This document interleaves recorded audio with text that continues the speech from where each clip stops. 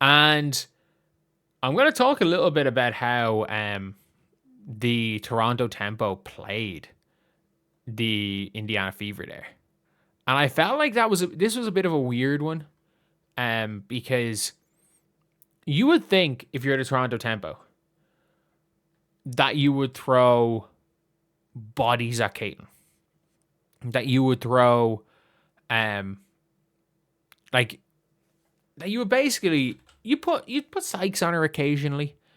You would throw maybe not Mabry, but it felt like in that game that they just let the Indiana Fever kind of do whatever they wanted. And that wasn't a good defensive tactics. It was not a good defensive tactic. Like they were kind of just letting whether it be Kelsey, whether it be Caitlin, they were kind of just letting them do whatever they wanted. Like I hate to say it, but like they let Caitlin and Kelsey do whatever the fuck they wanted. Kelsey was any cut Kelsey made was a layup. Um, any time Caitlin just started dribbling on the spot, someone got open. They were letting Aaliyah get steals easily. When Caitlin wasn't shooting well, they were letting like they were letting Caitlin get downhill, which is not what you want to do. Which is just not what you want to do. Like, we all kind of know that Caitlin's shot is kind of there or it's not, but like we also have to take into account that Caitlin's become one of the best slashing guards in the league. Like, Sykes is better going downhill, I guess, but like Sykes misses more going downhill. She just draw more fouls. Kelsey Plum's better going downhill. Like, there are not that many better pure downhill guards than Caitlin Clark, and it felt like they didn't really do anything to stop her. And to be fair, this is not a good defensive team at all. But if you're looking even the way this team played in transition, they didn't get back in transition very fast. I felt like they almost gave up, like 62, 68. This is a ball game. Caitlin gets it all the way across to Sophie for three. Like Caitlin coming up with an offense, you're up two, and like you're switching off, and Caitlin get an offensive rebound.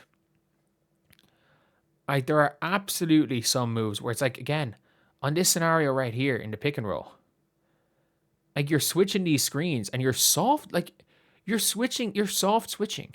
You're not hard switching. You are letting Caitlin get downhill. It doesn't even matter if you're Brittany Sykes. She's gonna go and find shooters. It was like they thought that Caitlin Clark is a normal player. Like, it was really weird. It was really, really weird.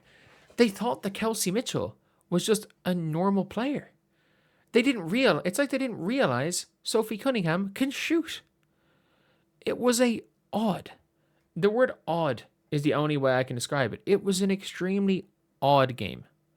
Game plan from Toronto. From the start, they conceded 113 points. Like, it's not like it was only after Sykes went down either. They gave 53 points in the first half. Like, the Fever were bullshitting, and they were up 3 and scored 53. The Fever were missing layups. Caitlin made one field goal in the first half, but she's done 9 assists or something. It's one of those things where it was like they just didn't have an answer for anything.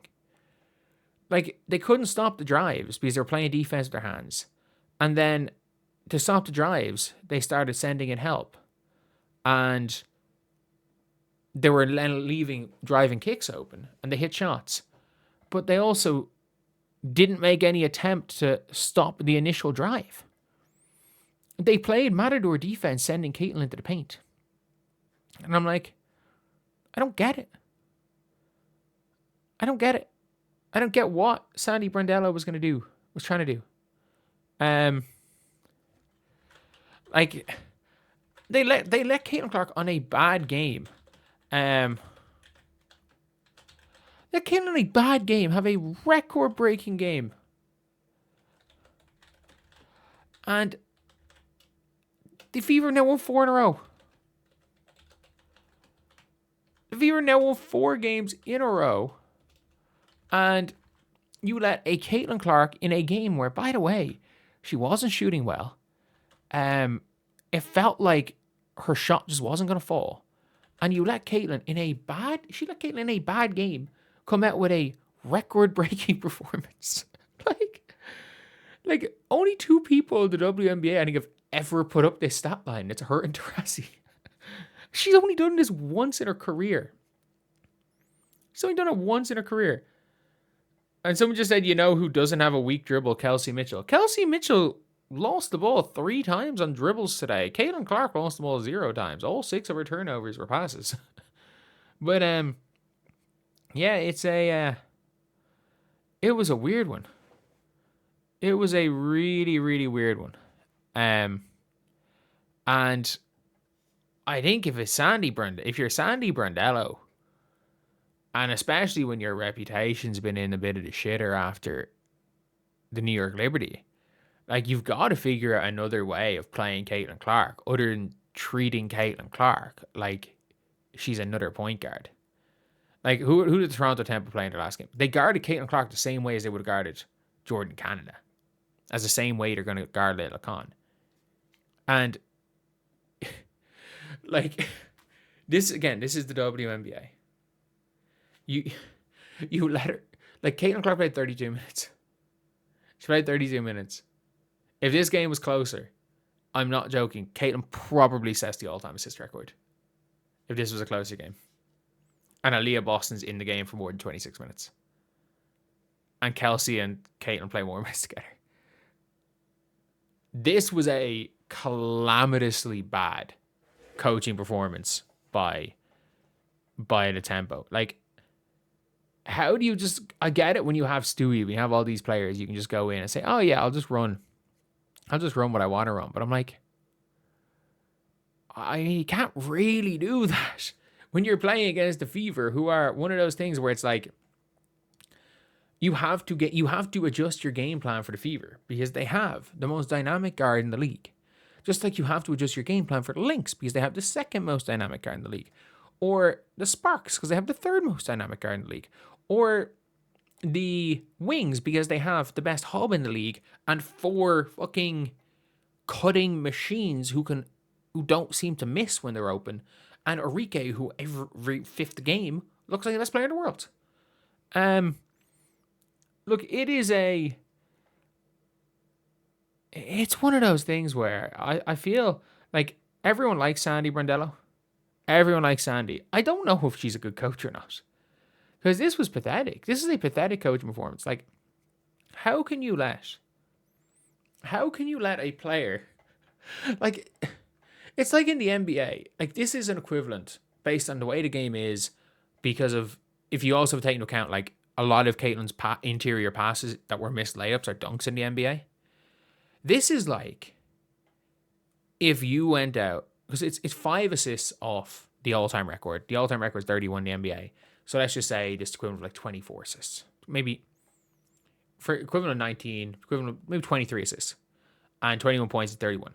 It would be like, could you imagine giving up 30 and 23 to a player on a bad night? Like, that would be mental. That would be mental. And yes, missing Kiki and and Sykes absolutely did hurt. The problem is that Caitlin had 9 assists, or Caitlin had 11 assists before Sykes went down. Sykes went down, started third quarter. By the time Sykes went down, Caitlin was already on track to break the all-time assist record. She was still on pace to break the all-time assist record when Sykes went down. Mental. And if Caitlin did that through a migraine, fucking hell. With Sandy Brandello, that was just bad by her. That was really, really bad by her.